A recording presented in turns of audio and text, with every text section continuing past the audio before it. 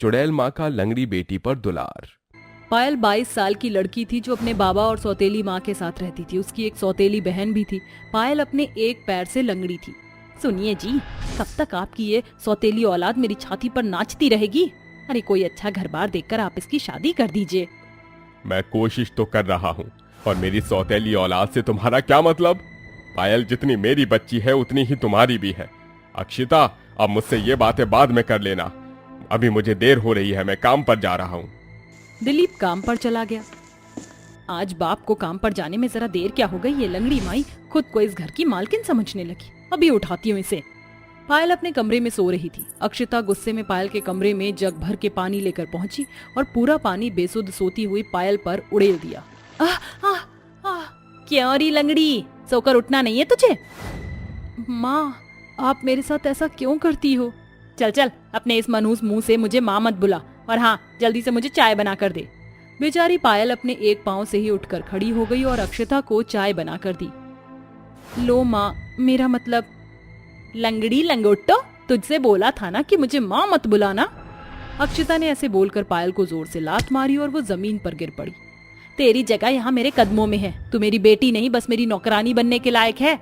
अक्षिता को ऐसे करते देख उसकी बेटी पूनम ने देख लिया और वो जोर जोर से हंसने लगी।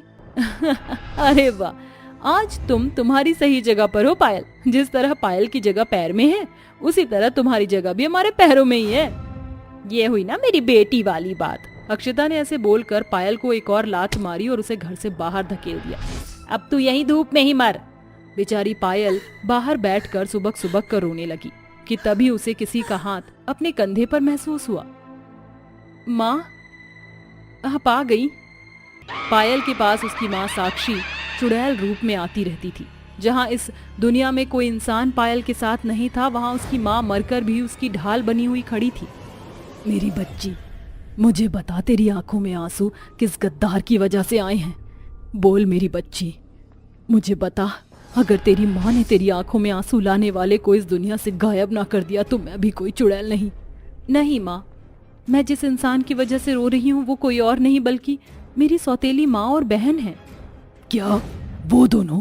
इन्हें तो मैं अभी बता कर आती हूँ।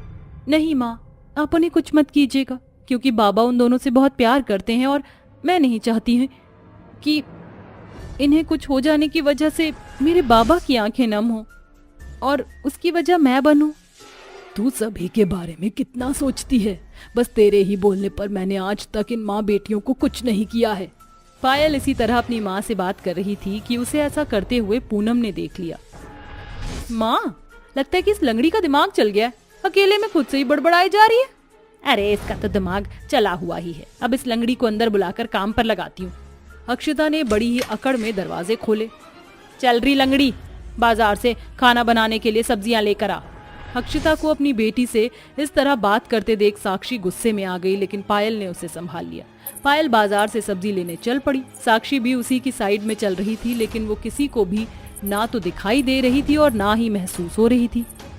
माँ, सिर्फ मेरी वजह से आपकी आत्मा को आज तक शांति नहीं मिल सकी। बेटा, भले ही मैं खत्म हो गई हूँ, लेकिन मेरे अंदर की ममता कैसे खत्म हो सकती थी? भला कोई माँ अपने बच्चों को मुसीबत में देखकर शांत हो सकती है? दोनों माँ बेटी इसी तरह बातें करती हुई चल रही थी कि तभी एक लड़का पायल के सामने आ गया। अरे लंगड़ी बहन, कहो तो हम तुम्हारी कुछ मदद करें। वो लड़का इसी तरह पायल को लंगड़ी लंगड़ी बुलाने लगा, जिसकी वजह से साक्षी को गुस्सा आ गया और उसने अपने जादू से उस लड़के को वहीं हवा में लटका दिया।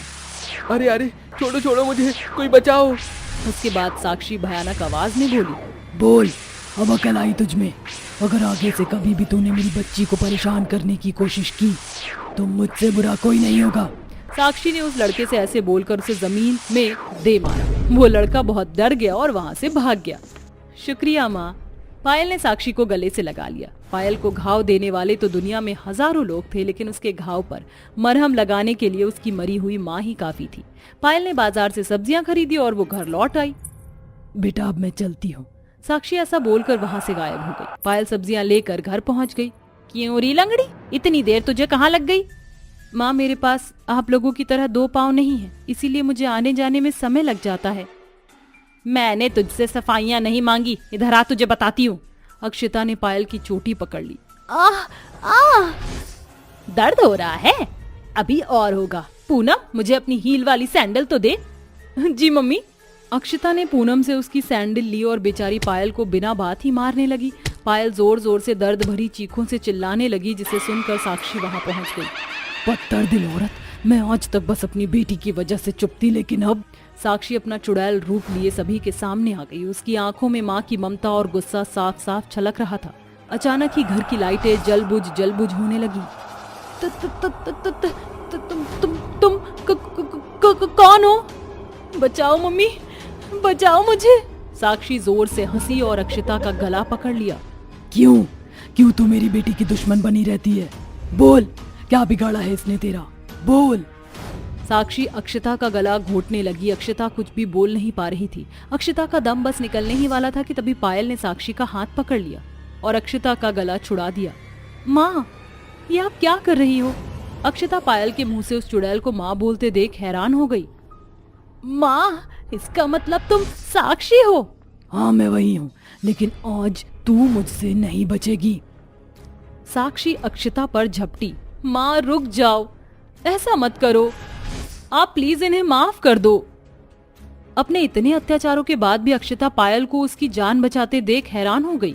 सिर्फ तेरे ही कहने पर मैं इस औरत को बख्श रही हूँ, लेकिन अगर कभी भी तूने मेरी बेटी को परेशान किया तो मैं अपनी हद खो दूंगी, समझी? अक्षिता को उसकी गलती समझ आ गई। वहीं दरवाजे पर खड़े दिलीप ने भी ये सब बातें सुन ली थी। अक्षिता के कुछ बोलने से पहले ही दिलीप बोल पड़ा। साक्षी, मैं तुम्हें वचन देता हूँ, मैं हमारी बच्ची की रक्षा करूंगा। आज तुमने मुझे वो दिखा दिया जो मैं कभी भी नहीं देख सका। मैं तुमसे वादा करता हूँ कि मैं हमारी बच्ची पर कोई भी अत्याचार नहीं होने दूंगा। पायल ने साक्षी की तरफ मुस्कुरा कर देखा। ठीक है मेरी बच्ची, तू खुद को अकेला मत समझना। जब भी तुझे मेरी जरूरत होगी मैं आ जाऊंगी। ऐसे बोलकर साक्षी गायब हो गई। अक्षिता और उसकी बेटी ने पायल से माफी मांगी और उस दिन के बाद से अक्षिता और पूनम ने पायल को कभी परेशान नहीं किया और सभी खुशी खुशी रहने लगे।